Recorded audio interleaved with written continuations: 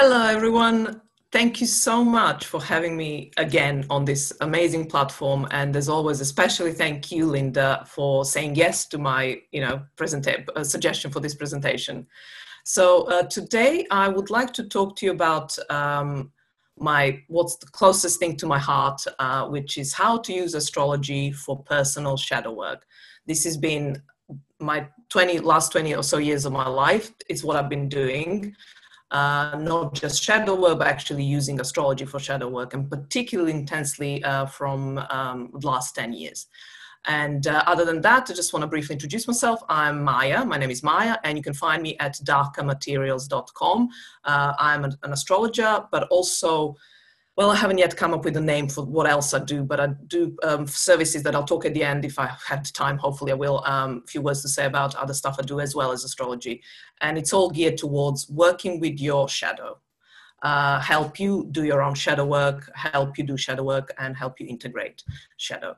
Let me first, as I like to kind of start by giving you an overview of how, what's happening, what's going to be coming, and in what order. So I will start by talking a little bit about shadow and shadow work. So my definition, my understanding, and what I mean by those terms. So we're on the same page. And then I'll dive into the astrology of shadow work, for shadow work, and shadow work. So I'll be looking at, I have identified a set of mostly archetypes, but essentially kind of places in one's chart where shadows, in my experience and study and experience as an astrologer, but also as a person myself, where shadows loom the largest. So I'll be identifying them and I'll be talking about them, but I'll also be doing that kind of contextualizing within key milestones, astrologically speaking, that we all go through. Some of them very much informed by our own personal experience, living through them and surviving them and thriving. And all along, so these are kind of three threads of my narrative that I'll be interweaving. That's the word, right? A lot of books recommendations. So I want to leave you at the end with a lot of references and sort of my wisdom, if I may say so, to then go and just dive further deep into that, or maybe even work with me. And then, like I say, if I have the time, which I will, I'm kind of quite good on keeping to the deadlines or whatever, I'll give you some ideas about what I do and how I do it. Okay, so what is a personal shadow? A shadow is parts of ourselves, our feelings, our ways of being that we hid from others because we learned that those parts were unwelcome by those we depended on for our survival and our well-being. And this is typically, our parents to begin with, and so on. So what did we do? We suppressed, we rejected, and disowned those parts. We moved them as far away from our conscious awareness as possible in the hope to never see them again. But the longer we starved them of our attention, as well as acceptance and affection, the more terrifying and potentially dangerous they became. So I'll be coming back to this theme of danger and fear throughout. So I'll be referring back to this. But let me move to the next one. So that's shadow. But what is shadow work? In a nutshell, really, the shadow work is the work of integrating your shadow. So I want to offer you a couple of definitions, and then essentially the rest of the presentation will be me giving various examples and methods of what that is, and I'll go into the stages and I'll elaborate from my perspective. But I want to start with the ultimate authority, I think, on shadow and integration of it, who's Carl Jung. I suspect that most of us here wouldn't at least know who he is. Maybe I'm not expert on him, but I have certainly studied his, I didn't read his writing so much, but I read about his writing and about his psychology and of archetypes and all that. So I want to start with his definition of what shadow integration is. So shadow integration cannot take place and be put to a useful purpose unless one can admit the tendencies bound up with the shadow and allow them some measure of realization, tempered, of course. This leads to disobedience and self-disgust, but also self-reliance, without which individuation is unthinkable. So some really heavy, strong words here in the last sentence in particular. Disobedience, self-disgust, but also self-reliance. Now, these are this is already a language of archetypes that I'll be then addressing later and identifying astrologically speaking. But just briefly, if it's necessary, maybe just to shed some clarity on this. So disobedience would be the moment that when we start feeling and realizing what our shadow is and starting working or doing our shadow work, we very soon, well, I did, some maybe take a bit longer, come at a point where we just, the feeling like we had enough. We had enough not being who we are, not doing our thing, not saying what we really mean, not speaking our truth. So that's the kind of disobedience piece. Self-disgust is something I would put before disobedience. It comes as a, when you realize what your shadows are, when you face them, often we are disgusted, like, really, is that really me? Do I really feel and think like that?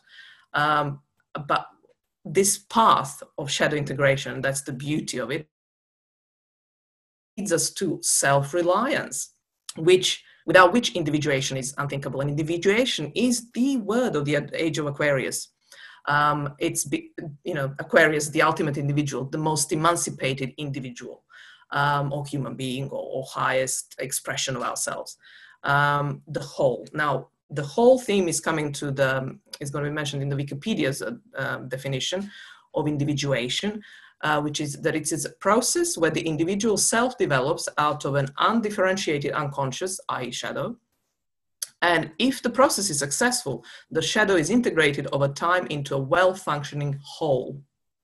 An individual is essentially etymology of the word is indivisible. Individual is someone who is whole, who has become whole. So this is a big theme for doing the Aquarian age well. And it's what I am very passionate about. Now, what I want to clarify at the outset, at least because I feel that there is still out there potentially, maybe this is not clear, or maybe people are still not sure, or I've seen evidence that there is one thought of what shadow when it's integrated looks like, and I don't agree with that. So I want to just clarify where I stand with what I mean by shadow integrated. So it's not a perfection of Angelina Jolie kind, who is stunning and beautiful, and I'm using this just as a symbol, as a metaphor, not that, no comment on any individual used here, but just as a symbol. So if she's a symbol of stunning beauty and perfection as perceived conventionally, then that's not shadow integrated. That's not the aim. The aim, in my experience, on my view, is the other picture here. This is Melanie Gaydos. She's a model, fashion model, and I would imagine that most people would agree that she doesn't come under the conventional beauty. She wouldn't be considered conventionally beautiful, and yet she is beautiful. And I played here with words just to kind of point out how language is beautiful and powerful and useful. So perfection is what I'm saying. It's not. When we integrate shadow, we don't become perfect, but we do become perfect in our own unique way. So if Melanie is considered imperfect, if you think about it, when you split the word, you get I am perfection, and I love that. So I mean, it's my little moment here. I just needed to put it out there because I think it's just beautiful, and that to me is a shadow integrated, when you're perfect because you have become fully you. You have finally, come all together, and that's never perfect and smooth and all that. So now, why bother? I mean, this is not fun and it's not easy. So why bother? And I think this is particularly pertinent, possibly even not a popular message at this point in time in our history, especially with everything that's going on. But I will offer it to you, and it's coming from Carl Jung, and I completely endorse it, if you like. I mean, he's not commenting on today's culture and this world we live in, but you'll see it's it's applicable, I would say.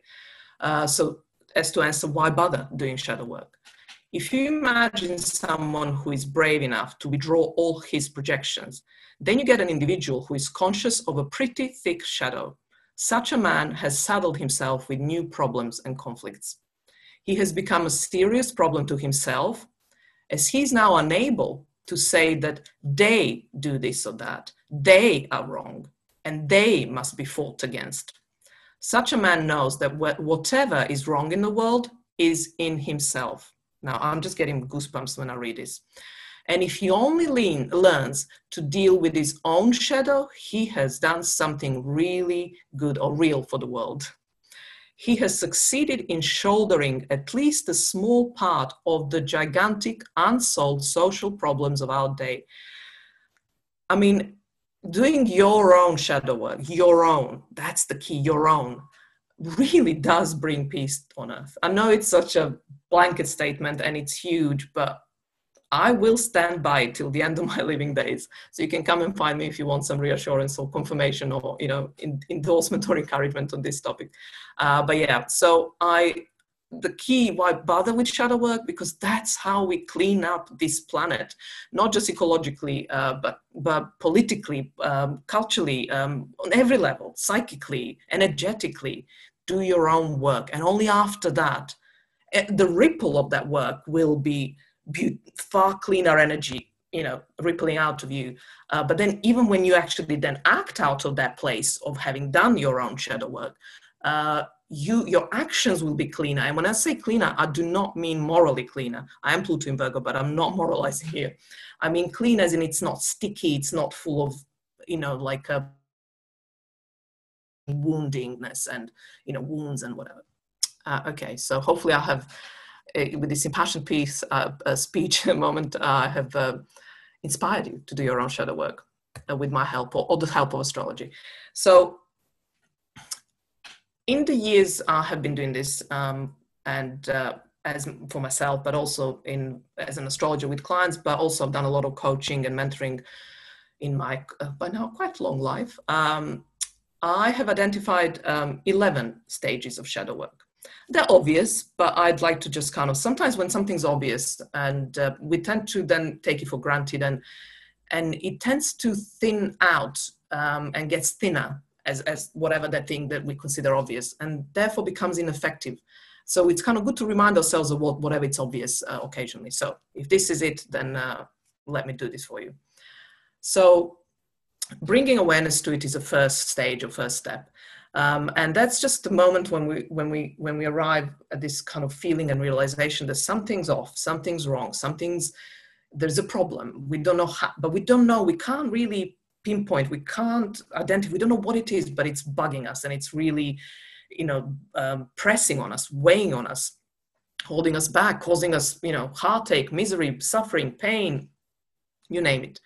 So that's us becoming aware of our shadow, but we don't know yet what it is. So I highlighted the points where my services, or astrology services are particularly useful. So this is the stage where we all tend to, and I'm sure you will relate to this, we'll turn to someone like an astrologer or any kind of other modality or therapist when we just need what it is that is bothering us, that it's, you know, in our way. And with that help, we enter the stage 2, which is whoever we came for that help, like let's say astrology, you come to me to read your chart and I illuminate those shadows for you. You can now see them, you can face them. So that's stage 2.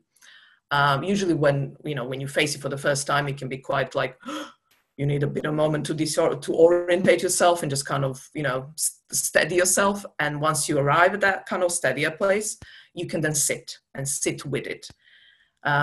Sitting with it is a kind of like just getting used to what you're seeing. If you've ever been in the pitch black darkness in the woods, like from the light to dark, and you could adjust, it takes a little while to adjust. So it looks all pretty pitch black, but then you actually start to see the shapes. That's the sitting with it.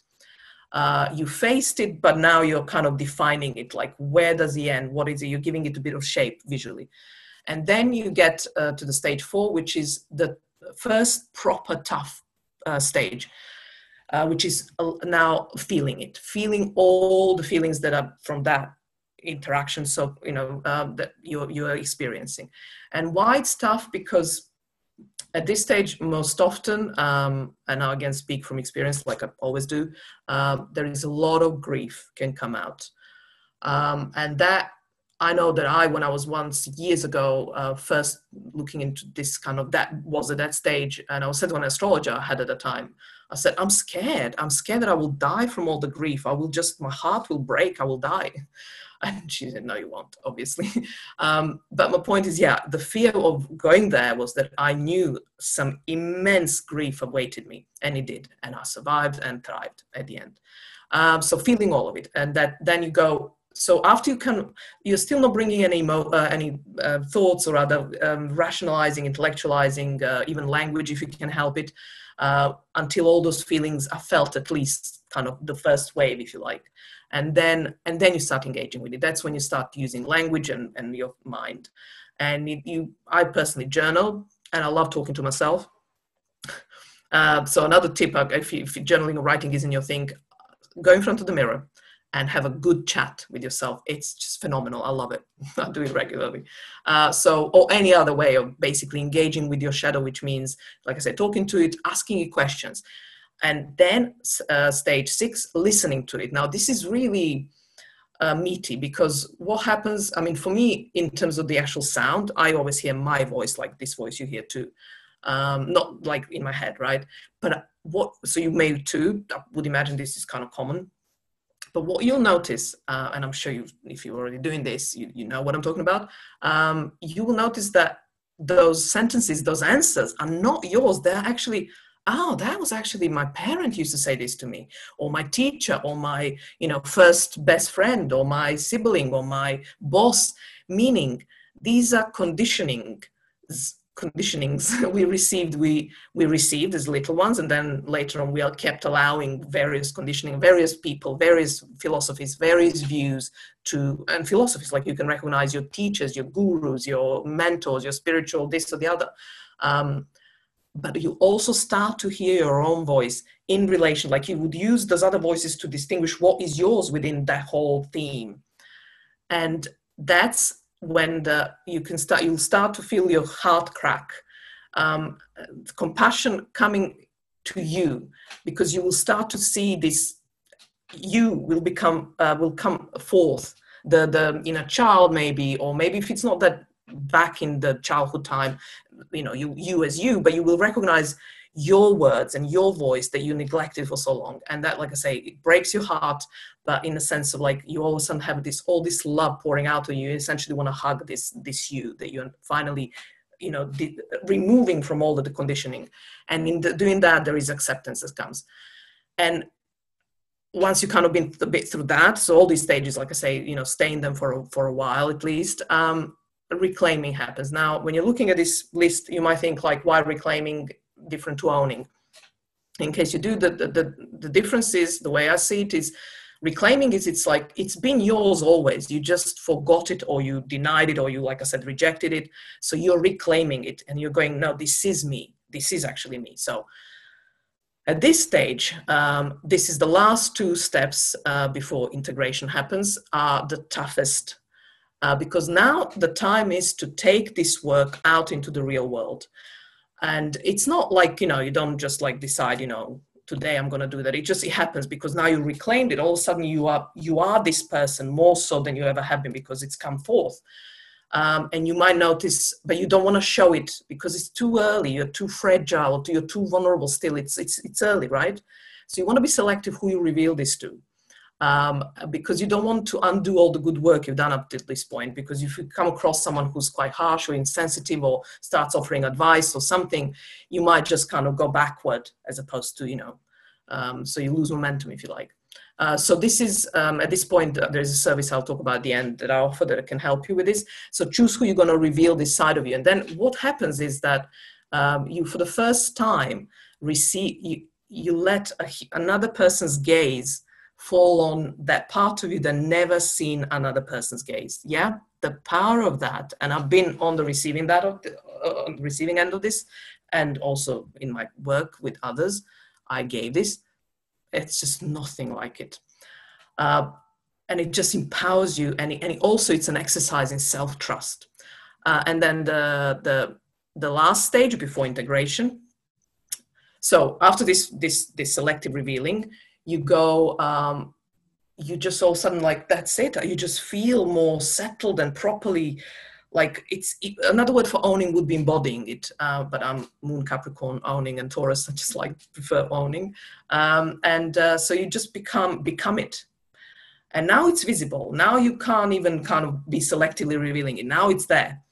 So what happens is that, and this is the toughest. So the selective and owning is the toughest, meaning you will, and I see this still everywhere and in my life, but yeah, is that there is so much residue of our inability to, or our struggle to be okay with the world not accepting us for who we are and how we are. However, maybe wonky, as long as we're not illegal or doing some harm to others, what's the problem? And yet there is a big problem, you know, with those parts being accepted, particularly often by the ones that are dearest and closest to us, because they're used to certain ways of us, and now this is threatening to them. So at this stage, you can do all this on your own, obviously. So you'll have to endure. So not to undo this work you've done so far. Now you need to keep pushing and just enduring this rejection, disapproval, you know, judgment, all the kind of negative feedback you'll be getting. And yeah, so that's what I mean, but it's the toughest. And it's as you go about your life and day, it's like hits you left, right, and center when you need it, when you expect it the least, which is why I offered another service, which I'll talk about at the end, where you can use it like a gym to get these muscles stronger so that you can withstand these reactions and that are, you know, challenging, to say the least. And if after a while doing that, you have integrated it. Okay, so that's it, stage 11. And now astrology. So why use astrology for shadow work? In a nutshell, astrology is a language of archetypes. That's why. So why, the question then becomes, why use astrology? What's helpful about the language of archetypes? And I love this quote by Richard Rudd. So the language of archetypes allows us to look into the hidden side of our nature, shadow, right? To step into the underworld of the collective unconscious, collective shadow, without becoming personally identified with what we see there. And this is the key. That's why I put in bold, if you can see. Because why we fear doing shadow work, why we resist it, why we really don't want to do it, is because it's scary. And the fear, what we're scared of, big chunk of it is our own personal, because we neglected it, like I said at the very beginning of the presentation, and it kind of becomes, it's hostile to us, and we know it. It's making our life miserable, and we have addictions, we have, you know, all kinds of other problems because we have neglected this part of ours, but it's ours. And yet it's still scary, we get that. But the bigger piece of fear and terror even is that we are faced with the collective unconscious, the epic mythical themes of evil and good battles, you know, and that's just around the corner, our unconscious. That's the shadow work, you know, that's a big part of shadow work. That's why the fear is big to do it.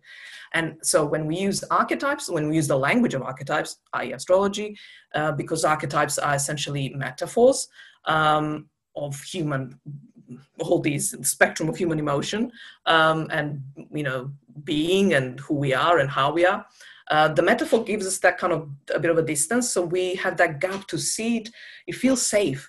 That's why we love watching, you know, reading fairy tales. We love astrology. We love listening to mythology and, you know, the stories, you know, because the bigger the better, because we can live our shadow safely. And so the thing is, happen easily, that we use it as an escape. So we kind of binge watch on Netflix, Buffy the Vampire or Dracula, BBC latest adaptation, fantastic, highly recommend it. And we're done. We have kind of let this shadow of ours to play, and then we packed it back in and we go back to our work or whatever. But so we use this mythic archetypal language as an escapism. Even astrology can become that. We just go there to kind of like, oh, aren't I just this Lilith, amazing creature, wild woman, just to have a bit of venting space. But actually the real art and the real trick is to be very conscious of that. And I'm sure we all are who are here, and many, but in case you're not, just remember to journal on the back of these amazing trips to those, you know, lands of fantasy and myth and archetype. What was it about that Dracula that got you so excited? Why do you love it so much? If you do, and I did. Okay, so now I'm going to the meat in a moment, but as I always like to kind of give you the end before I get there, in the sense that this is, if you take anything away from today, from what I'm saying, in terms of how you use astrology for your shadow work, take these two tips. First, whenever you're reading about your own personal astrology, so your own planets, your own, like you have this planet in the house and it's in that sign and it aspects this other planet and whatever, whenever you're reading anything about your personal astrology, prioritize your own reactions to what you're reading. Particularly pay attention to things you intensely dislike and the things you adore, you love too much, you just love about what you're reading. Those are two sure, absolute fail-safe signposts to your shadow, highways to your shadows. And when I go into the detail of the archetypes, you will see which ones are which. So that's first tip. And the second tip is focus. So whenever you pick up, again, article about your personal astrology, focus on negative traits and descriptions of your personal astrology. So go to the descriptions that are unfavorable, that are, something you just kind of like not necessarily feeling that proud on the surface, because you're conditioned to think like that about these traits. So go there, and then again, watch your responses and spend some time with what you are, how you're responding to what you're reading, and then, stay with that, journal, go there. That's your signpost to your shadow. A fantastic book. So here we come with book recommendations. This is my Bible. It's literally by the bed. And I read it, well, maybe not daily. Anyway, it's by Ren Butler. So another tip for the rest of this presentation, just keep taking screenshots, because I read this myself, but I know the titles. So if you can't, that's a good way. Take a screenshot and then you can zoom in. So The Archetypal Universe by Ren Butler. I suppose it is an astrology, book, but it's not your typical astrology book. It's so deep, it's so rich. It's like, oh my God, it keeps giving. It's just amazing. And it has proper solid sections on shadow and some more. Amazing. You must, if you're serious about using astrology for your shadow work, this is the one you must have in your library. So here's kind of like, again, in a very nutshell-y thing, what I'm going to be now exploring a little bit more. So like I said, I'm going to be weaving two strands, and there will be a third little pocket that I'll start in a minute with. But the two strands are these. On one hand, I'm looking at astrological stages of shadow work. So they're before first Saturn return, time before, after first Saturn return, Uranus opposition, Chiron return, and second Saturn return. Now myself, I'm in the middle of my Chiron return. I had two more hits, still 2022, I'm in it. So I'm talking like from the trenches, from the front line, and then have great plans for second Saturn return. And then I'm looking at how certain parts of our chart interact with these stages. So I'm saying parts and not archetypes because there is South Node here, which is so big in this storyline. South Node is not an archetype. If anyone thinks any other way, I'd love to know, but I can't bring myself to call it archetype. Maybe I'm very wrong there. But so South Node and then archetypes: Moon, Venus, Saturn, and Chiron. And so those are the archetypes and the parts in our chart where, in my experience and my wisdom of living astrologically, shadows loom the largest, and I'll talk about why. And then, but I'm also going to offer what I think is the kind of place in our chart where we get all the help we need for doing the shadow work of our own, and then also how we can be of help to others to do their own shadow work, which is 12th house. Sorry, the answer's already there. So the help comes from the 12th house. And it's at this point that I'd like to introduce my bias, which is what I always like to bring forth. This is a great way to learn astrology as well, when someone shows you their chart and then you observe them and you just kind of go, so this is what they have, and I wonder if that's that. So there's a tip there for you as well, which is partly why, I do it, but also because it's important to know that it's my own take on something, and these are my filters. So as you can see, I have a full 12th house. Well, not full, but yeah, quite full. And then the other section of the yellow highlight is the rulers of the 12th house. So what do you do with 12th house? We all have it. You might not have planets in it, but don't despair just as yet. You still have all the help you need.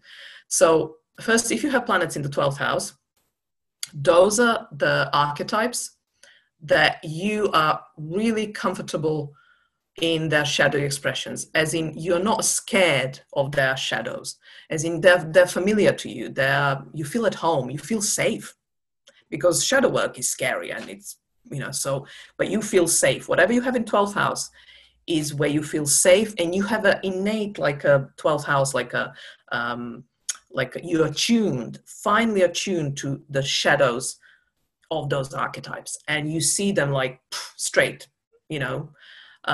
straight through, if you like. So whatever you have in 12th house, it's your natural talent to understand the shadow of those archetypes and to feel at home with them. So if you don't have a planet, you have a sign. So if you, let's say, just have Aries it rules your 12th house, or you have two signs in there, you could have an intercepted sign. So you'd have both two archetypes, even though you haven't got planets. Then you want to look at, and I'll give you in a moment books and resources to use for this.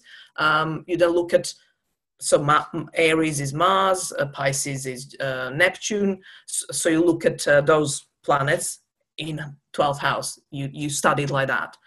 And then the second piece to this is the ruler of the 12th house. So where you have the ruler of the 12th house is like your shadow playground. So it's where you, so let's say if you had a ruler of the 12th house in 3rd house, then you are really good at, you could be like having workshops how people could write and work through their shadow stuff through writing, because 3rd house is maybe writing, right? So yeah. And I have it in 7th and 8th, and I'm not going to go there anymore because of the time. But you see what I mean with the 12th house, why it's good, why it's helpful. Sorry. So some more on that, just briefly. So 12th house, I see it and feel it. It's actually a safe house. It is a house of shadows, mirrors, and projections, which is why we're at home in shadow world and shadowland in 12th house, and whatever we have there, those archetypes in particular, and their shadows. It's a liminal mythic house. It's transpersonal. It's where compassion, forgiveness, and forgetness lives, which helps the compassion and forgiveness. And it's collective unconscious. But this transpersonal and compassion piece are really important when you work with others, but with you as well, obviously. But with others, it's like, that's why I personally as well, with my 7th house ruler of the 12th house, is that I genuinely see shadows, but I feel compassion, deep compassion for people's shadows, deep to the point that that's my shadow, how sometimes I felt that, what I considered I want to hug and give comfort to is a monster. Enough said. So these are the books, Your Secret Self, Tracy Marks, Neptune, 12th House in Pisces by Maurice Fernandez, Depth Astrology by, I can't pronounce the name, Gargatolil, a handbook. This is a whole series of things. They all have sections on shadow part, on the, either houses or particularly 12th house. And then Michelle Fallis, I want to give her a shout out because she's fantastic, on astrofix.net. She has such affordable ebooks of all kinds of stuff, rulers of the houses. So if you don't have anything in the 12th house, you can just check her out and see what your rulers, where they are in your chart. And then 2 fantastic podcast episodes on Top Jacobs. He has a SoundCloud account or whatever, and he has 2 podcasts that are fantastic: Natal Planets in the 12th house and Living with the Planet in the 12th house. Please, if you want to understand your 12th house and how you can, where your help for working with shadow lies, these are the resources. Okay, so before first Saturn return, we essentially, my take on this is that we are not meant to be doing shadow work. We are meant to living in large. We really are. And we live, I would say we live in our Sun, Moon, Mercury, Venus, Mars, and possibly Jupiter. He's too good a dude, cool dude not to be hanging out with, but it's really those first 5 or however many I said.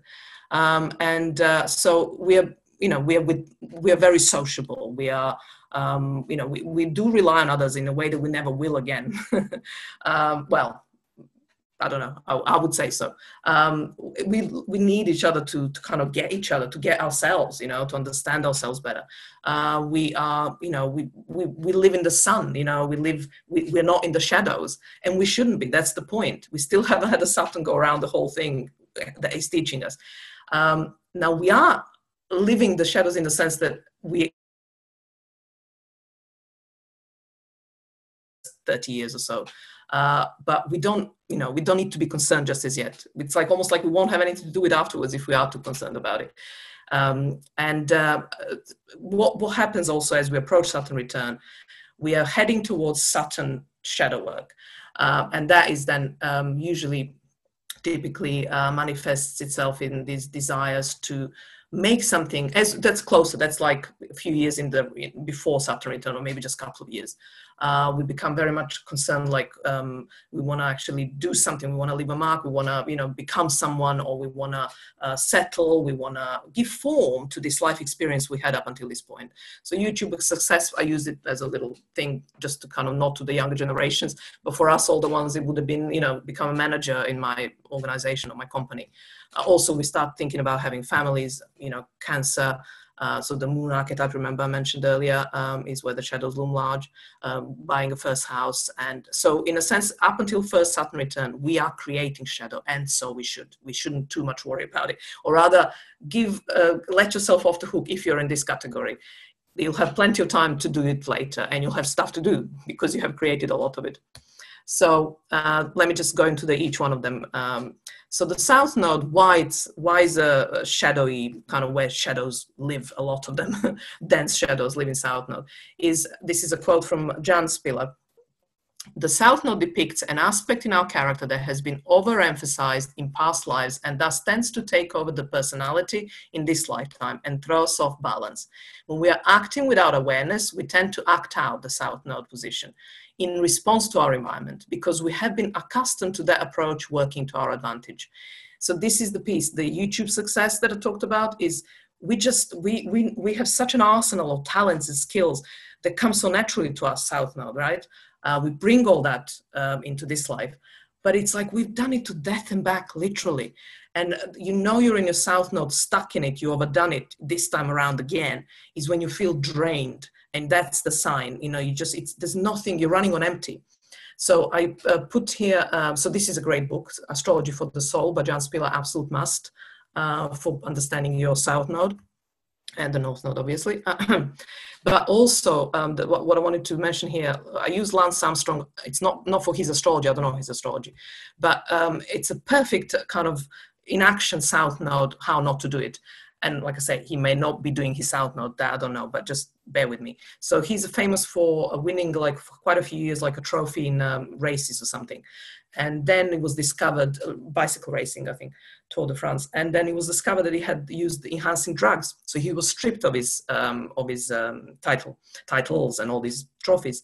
My point here is that with South Node, we identified so much and it used to bring us a lot of goodies. And we just can't let, even this time around, until the first Saturn return. So we tend to kind of trip ourselves up on it, like Lance Armstrong, just as a metaphor, not as a real South Node story. So Moon, Cancer, 4th house. I'm sorry, my throat is these days not the best, so hopefully I'm clear. So why Moon, Venus, Saturn, and Chiron? Although, why I think that the shadowiest, densest shadow making archetypes is because they're relational. We depend on the feedback we are getting. We are very much reliant on it. So as the Moon's Cancer 4th house, it's the mother. It's the sort of where we feel the safest. So it's the surroundings outside of us that define that sense of safety and comfort and happiness. So in that sense, it's relational. So anything we feel threatens that, it's our projected shadow. So if you want to, if you're use astrology to do your shadow work, look at your moon. And this is a very good book. Amy Herring, Astrology of the Moon. She actually has sections, like quite lengthy sections on the shadow and the rest of the stuff. But also want to invite you to kind of, this is a bit, maybe tongue-in-cheek of me, but I like it, and to really challenge your moon, to read the dialectic of sex. And when I say your moon, just your sense of whatever makes you safe. So it is your moon, but it might not be in Cancer, obviously. It might not be in 4th house. What Shalomit Fayasov does in this book, she challenges the core of our structure, society, Saturn, but it's still moon as well because it rests on that bottom of the chart, any structure, family unit, and she tears it to bits. So I don't know if anyone's familiar with her. She's one of my idols. So yeah, if you want to kind of get this, to follow your reactions to someone's radical thinking on family and safety and, this unit that we have romanticized over the centuries, read this book and challenge your moon, Cancer placements or 4th house. Venus is another archetype that I think if you're working, astrology shadow work, go to your Venus to understand your shadow. Your relational shadow. So why I'm talking about Urania, Libra, 7th house Venus as opposed to Taurus, I just want to quote, or semi-quote, like edited quote by Erin Sullivan in her book Retrograde Planets, fantastic book. So Libra Venus is refined, idealized, cerebral, and wholly socialized. The Taurian Venus is sensual, primitive, and has instinctual responses to stimuli in gut reactions and feelings about sensory perceptions. The instinctual responses of Libra Venus is overlaid with socially acquired concerns about morality, social acceptability, politeness, or properness. This Venus, will judge whether these automatic responses, the instincts of the body, are nice or not, and she will subordinate her deepest, truest needs for socially acceptable values. So this is really the definition of shadow, is that we will do anything to hide parts of ourselves that are not acceptable because we just, it's an existential fear. It's like, is it ever safe to be completely, to not rely on acceptance, the safety is in numbers, that's possibly Libra's, they came up with it or something. I don't mean Libra people, I just mean it's a kind of flavor of Libra, safety in numbers. So that's why we, the fear of being unaccepted or rejected by the rest is because we can be, alone with, are we going to survive? So you can take it as far down deep as that. And this is the whole, how we are building that shadow before Saturn return, with all the, just enjoying, friends and just doing the good stuff, the stuff that makes us and everyone else around us, but us, because everyone else is approving of what we're doing, just, amplifies the happy vibe, the good vibe and whatever. Now, just, this is the piece, the book that I recommend. It's not astrology. And I'm also offering this painting by Rubens. Venus in History of Art is painted mostly, the iconography of it is mirror. But if you watch carefully, she's hardly ever looking at herself in the mirror. She's always looking at who's ever. So in this one, she's looking at me because I'm looking at the mirror. So Venus is all about, she doesn't exist if there's not another to reflect it back to her. So this dependency or codependency, the shadow of Libra. In fact, someone on Zoom meetings recently, I watched with pleasure a presentation on Pluto in Libra. That's the codependency shadow. So that's the Venus, shadow. So find this book if any of this resonates, particularly if it triggers you. When Nietzsche Wept, by Irvin D. Yalom. So D is the initial, Yalom. It's about Nietzsche, but it is like a fictional account of his life, but more like his relationship to this woman, I cannot remember her name now, who he was in love with but never consummated, if I understand correctly, and it doesn't matter, the relationship. But basically he's a sun in Libra and Pluto opposite by 1 degree, almost exact opposition in Aries. So if there is a book and if there is a philosopher out there who's really digging into this Libra Aries archetype and the me you individuality and dependency and codependency, it's Nietzsche. And this book is hardcore. It's actually, even for me, it was actually not easy to read, but it's amazing. So very, very triggering and challenging. So yeah, highly recommend. And then we come to the first Saturn return. And now we have built up the shadow of the planets that I just talked about, the Moon, the Venus, and the South Node, which is not a planet, and we arrived at a point where we're now making something of ourselves. We have enough experience and enough stuff that we have created and we have accumulated, if you like, and it's kind of all just built us up to a pinnacle of in our life in some form or another. It doesn't have to be corporate or business or anything, but I'm just using it as metaphors. And then the return happens. So we are at first I don't know for how long. Obviously, this is individual.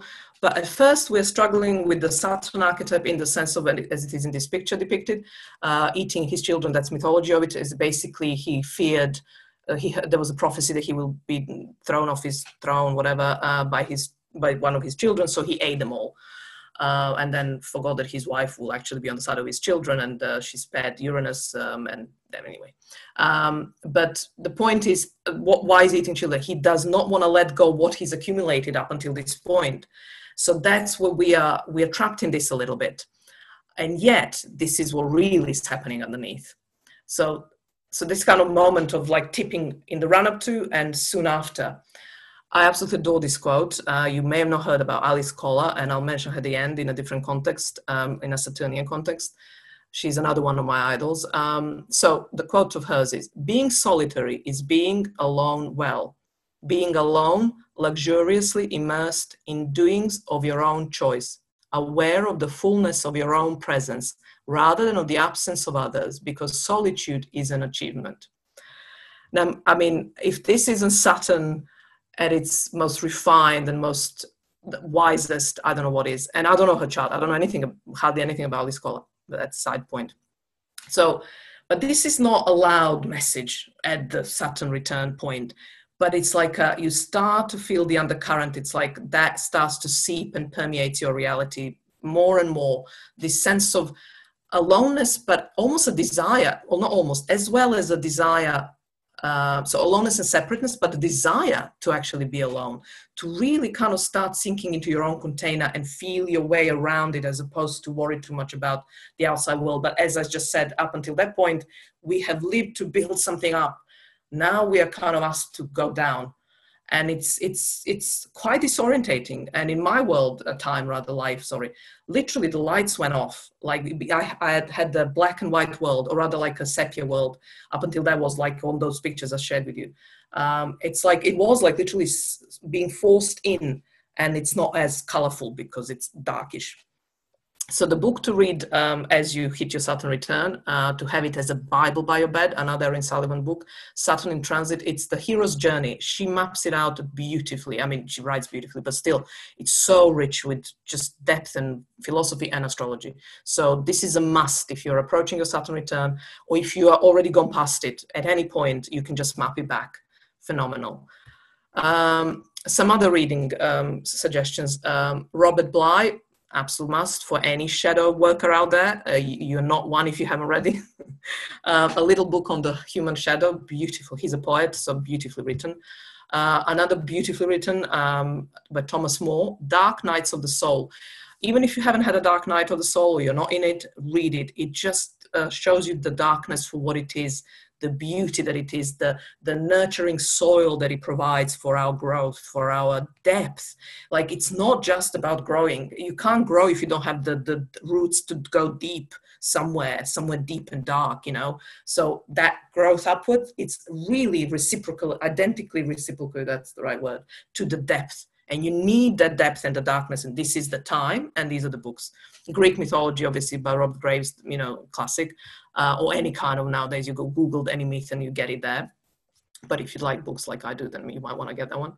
And then this is another beauty, possibly no one's heard of it, but Howard Axelrod, and The Point of Vanishing, a memoir of 2 years in solitude, and he, a young man, became blind by an accident, and in his 20s, and decides to go into the woods blind, and lives on his own for 2 years in this beautiful, somewhere in America, Canada, I'm not sure, some wilderness. Oh my God, stunning, stunning. You can just feel the richness of solitude in a human being. But yeah, I'll just get too excited about these things. So between first Saturn return and Uranus opposition, we are working through Saturn shadow, or we are working the Saturn shadow, our Saturn shadow, or the Saturn shadow, both and either. We hit Uranus opposition, and then between Uranus opposition and Chiron return, we are working the Chiron shadow. But let me tell you first the Uranus opposition experience. So it is like lightning strikes, and it's so like me, if you're like me, who loves drama and just like intense experiences, I loved it. It was like this first picture here, like this. Literally, someone just like pushed me out, and I just was out. And it was like, whoa, where was I? And you kind of Prometheus here, the second picture, you do the experience and that freeingness and that sense of it's also like, and all the Saturn stuff that you've been working on, you all of a sudden have all this stuff you want to tell the world. You want to just like a Prometheus, I'm going to enlighten you, but also you're being enlightened, and you can be a bit of a nuisance to others, I found. But also what happens is that, so basically it's an invitation to be to celebrate the weirdo in you, get your freak on, you know, whatever. And it's a time to experiment and really push those boundaries of who you are and how you are. And like in these collages, these are the Uranus opposition art, but your art, your identity art, like who are you as an identity? It is an artwork, and how are you going to compose yourself? And you play, but it's that kind of, you really start to feel like detached from you in a sense, so you can play with all this. However, hence the Chiron, essentially you're working through your Chiron shadow at this point. You are constantly coming up against and being knocked down painfully, but Uranus thankfully gets you up, and you kind of not care, but I don't know if you're learning. Well, you're just in the middle of it. And so doing all this weird stuff, you will come across a lot of rejection, a lot of like, well, what are you doing, you know, and just disapproval and all the rest that, you know, people are like, how dare you, you know, stand out, you know, who do you think you are, kind of thing.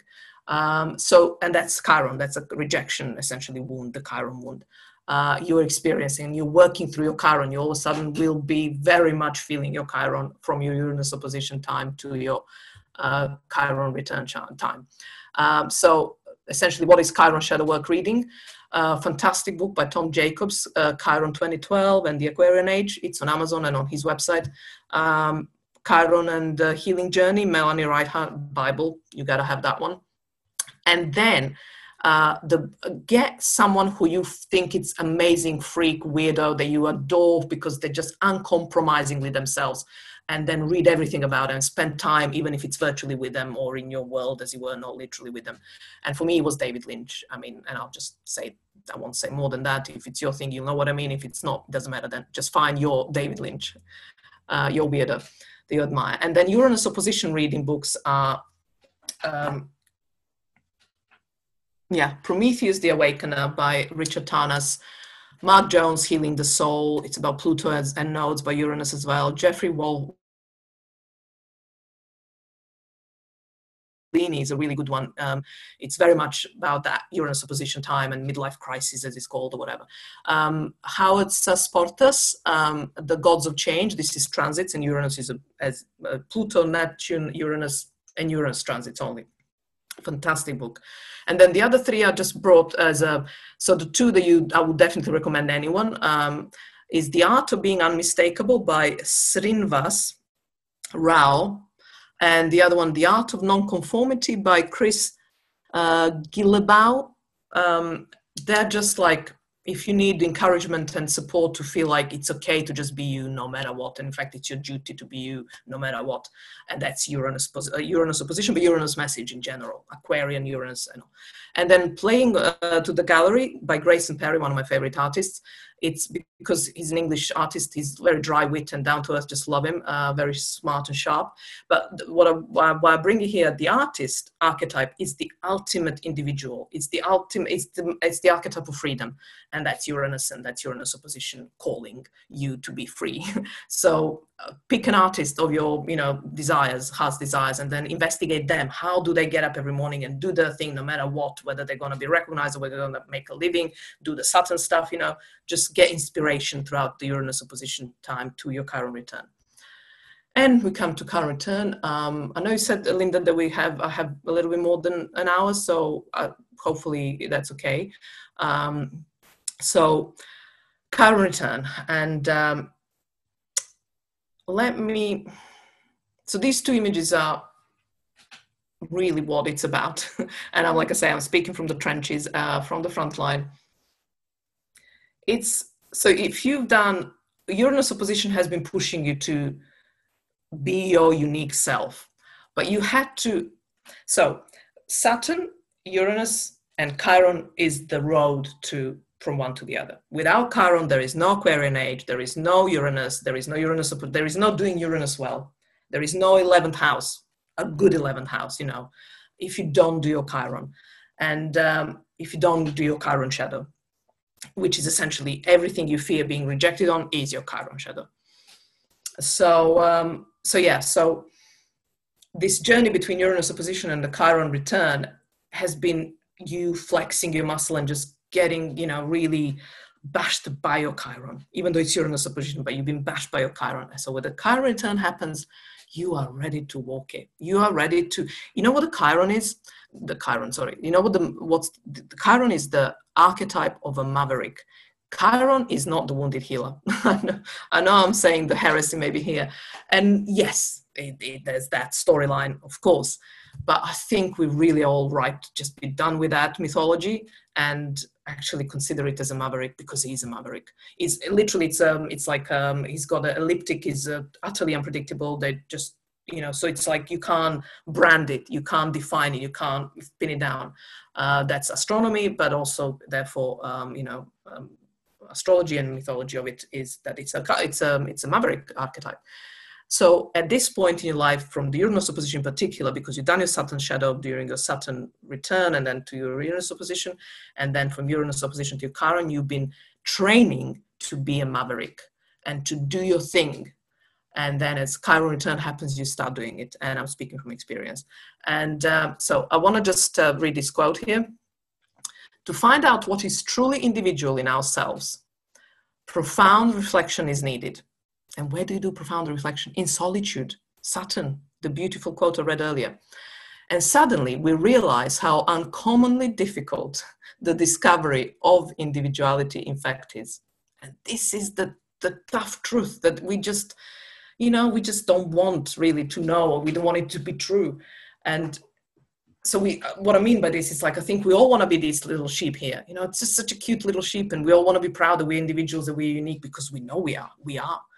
But it's really not just like, it's not surface stuff. It's proper inside stuff that you need to feel so alone and separate from the rest to be unique, to rather define your uniqueness.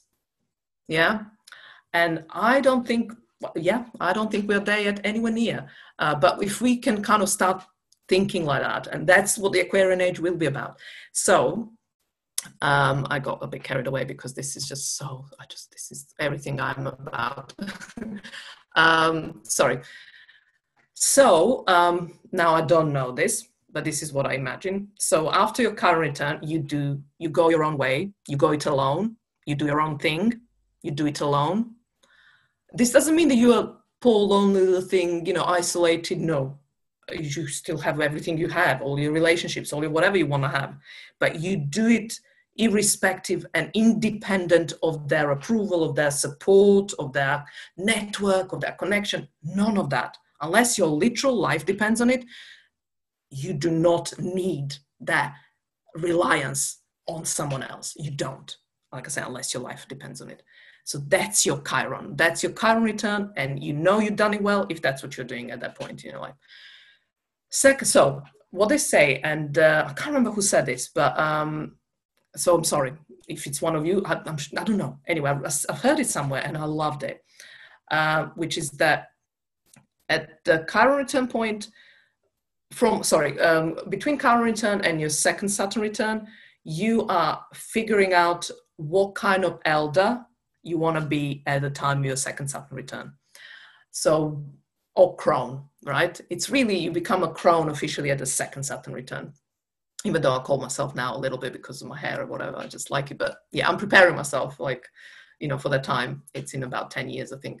Anyway, so so from your Chiron return, you want to be, it's almost like, I think in a way, the shadow work is done, in a sense that you're now living your shadow. Well, as in you are this whole person, in theory, right? I'm not there yet, but that's what I'm absolutely aiming for. And I'm going to be done with that by the second Saturn return. So these are the three images I just want to, so the crone kind of archetype in the middle, it's an artwork by Joyce Tennyson.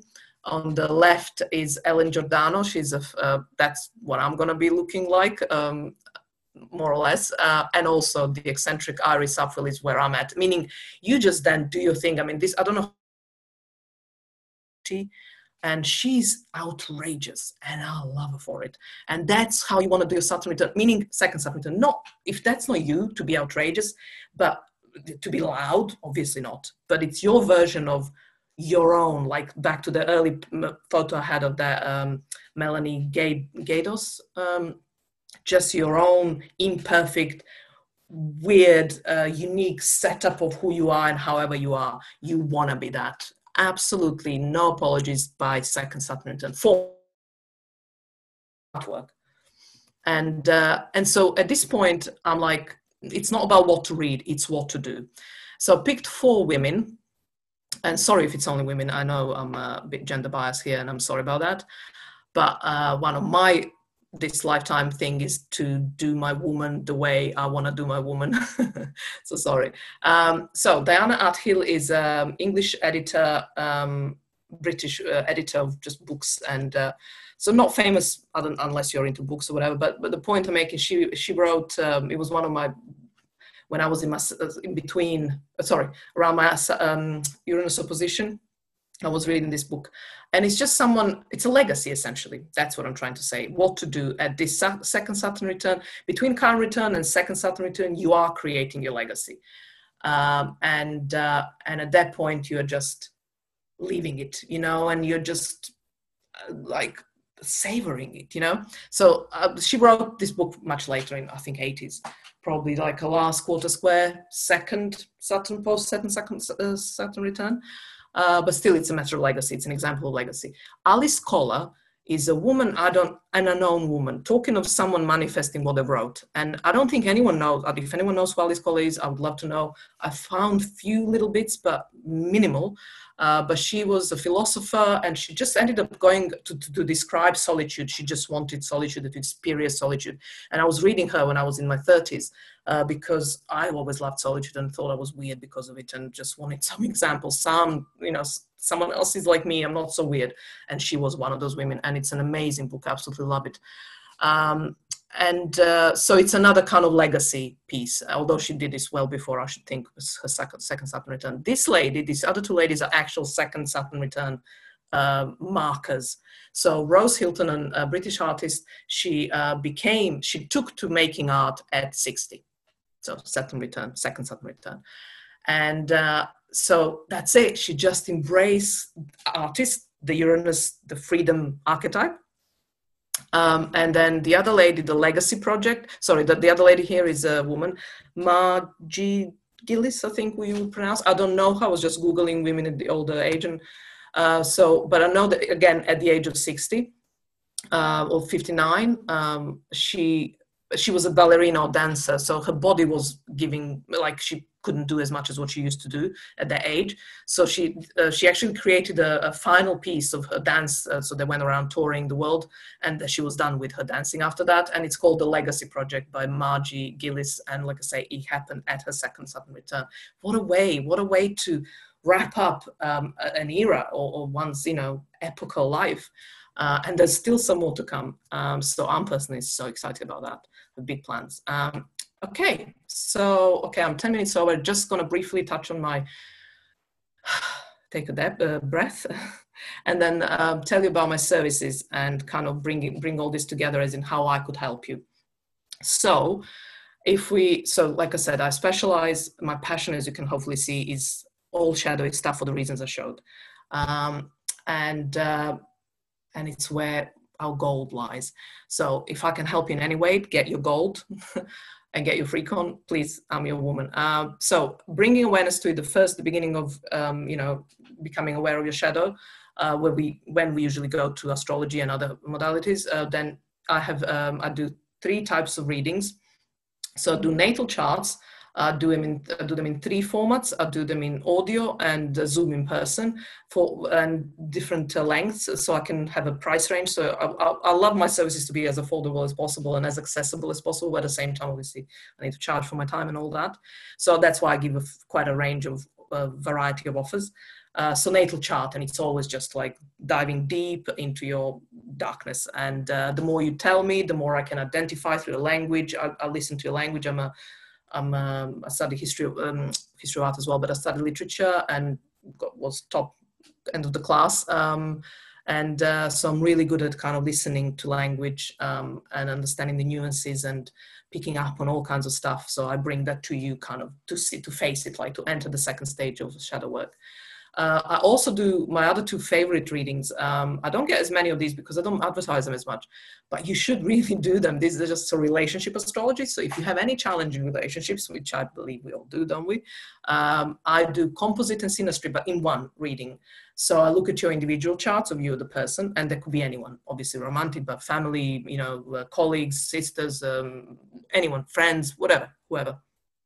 So look at your individual charts, and then I look at your compatibility, synastry, and then I look at composite. But composite is where it really gets juicy because it's a karmic chart. It's essentially saying, this is the work you and I have signed up to do.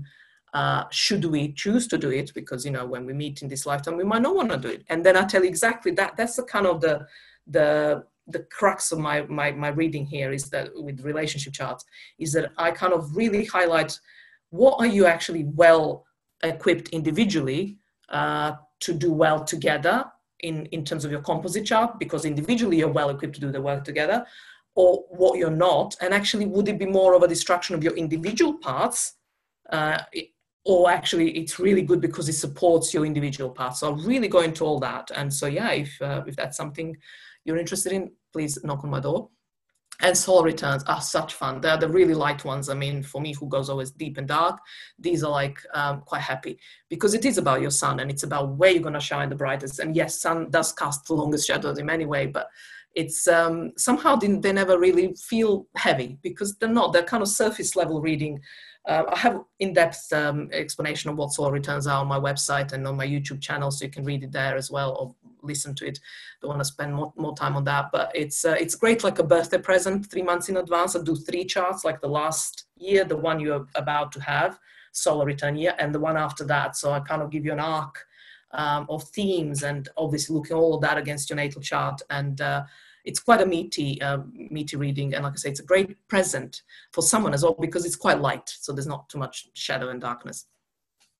And then, and this is really kind of, although astrology is everything for me, these 2 other pieces of work that I do are just where my heart just explodes.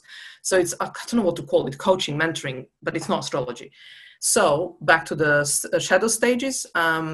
When you're about to reveal, and you want to be selective who you're revealing what you've done so far, or this darkness you brought up and you want to integrate, you come to me, and I offer witnessing service. So I offer in 2 formats. You can just send an email that's super affordable, and I witness it. So there's no feedback. I don't advise. I don't talk, more or less, really, if we're doing it face to face. In an email, I have a kind of a generic, more like a response, but I read it. It's all on my website. But the point is that you bring something to me because you want me to see it, or you want someone to see this gaze I talked about earlier. You want another human to cast their gaze on you, on this shadowy part of you. And I do that most compassionately, and I hold that space solidly for you. And you come out with deepened self-trust. because you ultimately trust that it's okay to do that, because that's the fear, isn't it, to show your shadow to anyone. And then the other piece, after the owning, or rather as you start owning, before the final piece of integrating it to help you integrate fully, is essentially they're called discomforting that service. And essentially it's about coming to me to give you that challenging feedback that you will be getting from others, so you kind of flex your muscle to withstand that. But in that process, you may also find that actually some of the stuff that you're getting the feedback actually is still further refining your shadow, as in whatever you want to integrate. So you go, oh, actually, you're right, this isn't, what am I on about? This isn't me. I don't want that. But you stick with but it's still possibly uncomfortable for other people, but you actually love it. So I help you do that. That's discomforting process. That's quite intense. And so you kind of need to be, okay with that. It's quite intense, and it's not tough, because with me, it's never tough in the sense that it's always passionately to just give you, but there's no apology. I don't pussyfoot around. I don't cajole you. I don't hold your hand, and none of that. I don't do that. The lovely people who do that, but I'm not for that work. And that's that. And the last piece, the best maybe piece really, is that I offer, and this is a recent idea I had, it's and I love it. I haven't yet seen what response there is, but this is for the rest of my days maybe. It's a free service, because I don't do anything really other than once a week I just do something little. So essentially it's a great thing before during the balsamic moon phase, to let go. I have an email, letgo@darkermaterials.com, at the bottom of the page here. And essentially you just dump whatever you want in that email and you send it. And then you get an auto reply that are crafted carefully with all the right energies and all the right vibes sending your way, as a way of supporting that release and thanking you, and a lot of compassion, a lot of kindness. And then I go in every week and I delete everything. So that's kind of like a further release. And I had some responses, and I personally love it. And so please use it. Please spread that word around, whoever needs it. Make it a dumping ground for whatever you need to just get off your chest, because there's no one else you can say to, I do not read it. It's an absolute privacy. I don't know what Google does. I can't be responsible for that, sorry. But yeah, I do not read it. So it's private. Whatever you said, there are a couple of things that say it's not welcome. Read on my website. As in, I don't know. I'll explain there. I don't want to go into it now. But yeah, so I think I've arrived at the end of this. So hopefully this wasn't rushed too much, but I always have so much to say. So thank you for your time. Thank you for listening. And if you have any questions now, however much long time we have, or you can always just email me, or reach me out on Instagram. But yeah, thank you. Maya, yes, we do have 2 questions. Is that okay? Great. Okay. Yes, great. Of course. Actually, 3 questions, if you have time. Can you do 3 or? Yeah, I have time. Yeah, sure. Okay, great. From Angela, could you tell us about Lilith? Does she represent our shadow? Well,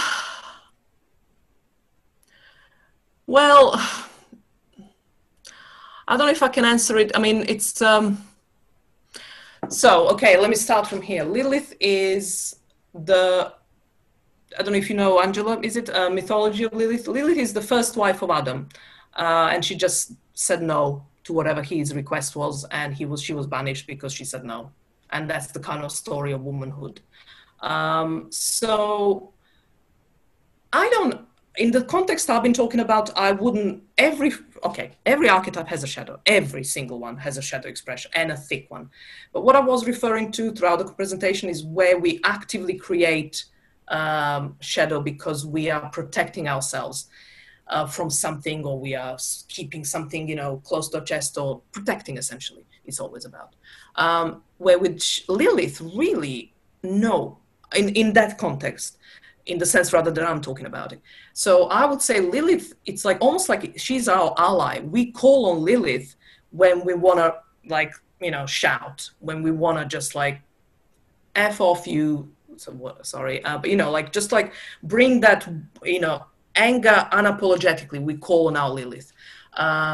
So, that I wouldn't consider that a shadow. That is a shadow in the sense that, well, other people might not like it, so that's their shadow. But Pluto is the same. Pluto is like the force that we just can't stop. There is shadow in Pluto, but it's like these are our allies to push us through difficult times. where the moon and the archetypes that are used are the ones that are holding us back. So I wouldn't say that Lilith hold us back. Lilith actually is our, come on girl, you can do it kind of archetype. Sorry. So I know we have 2 minutes, I don't know about time, so I would leave it at here, but I can elaborate more. That was a great answer. Thank you. Fantastic. Quickly now, can suppressing the shadow lead to disease?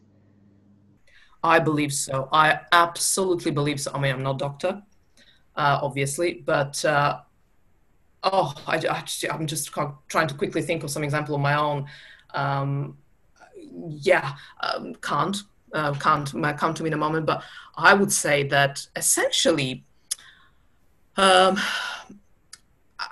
understanding and my view of human being, of our soul, is that we are just a lot of energy, dense energy. We are so much energy that we have become a form, right? Kind of like I'm paraphrasing and simplifying something possibly more complex and more nuanced. But so, oh, hello? Okay. So just think of a compression, you know? Can you hear me? Everything okay? Something's happened. Yes, everything's okay. Yes. Okay.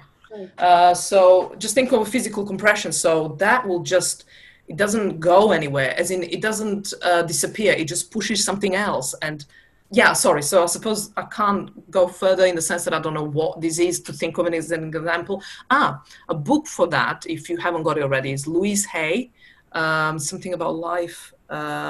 Louise Hay, Hay. So Google her, something of healing, life healing or something. She actually has all all diseases described in emotional states. Yes. So just think of those emotions. Healing for your life. Thank you, Linda, exactly. Okay, last question. Can breathing into the discomfort help, and do you recommend it? Oh my God. Thank you for bringing the word breathing, because simple, straightforward, yes, absolutely yes. But some time ago, again, I quoted somewhere, I can't remember who from or whatever, but so that essentially fear just gets me every time. Fear is excitement without breath. So just think about that. I'm all goosebumps just saying it. Every time, so if it's discomforting, something really not uncomfortable, right? If you breathe into it, you will discover, I have, and I have a on my YouTube soon enough, is that when you do that, when you kind of center, which is kind of how you start to breathe more relaxedly and breathe out and fill yourself with air, you know, you start to feel excited for the very situation and that you're in, causing you so much discomfort just minutes ago. So yes, yes, yes. Excellent, excellent answers. Thank you so much. And that brings us to the end of your meeting. Any final words? Oh, I just am so grateful for this, for the opportunity to be sharing this with you. Whoever's now here with me, thank you so much for your time, and whoever's going to be watching it later, thank you. So I'm just so grateful, and my heart's full. So, and I hope this has been helpful. That's, you know, it will kind of give you some food for thought and just some stuff to work with, you know. So that would be my goal. Hopefully, I achieved it. Yes, excellent. It's been very helpful. Thank you so much. And pleasure. Thank you from all of us. Maya from Darker Materials. Thank you, Maya. Thank you.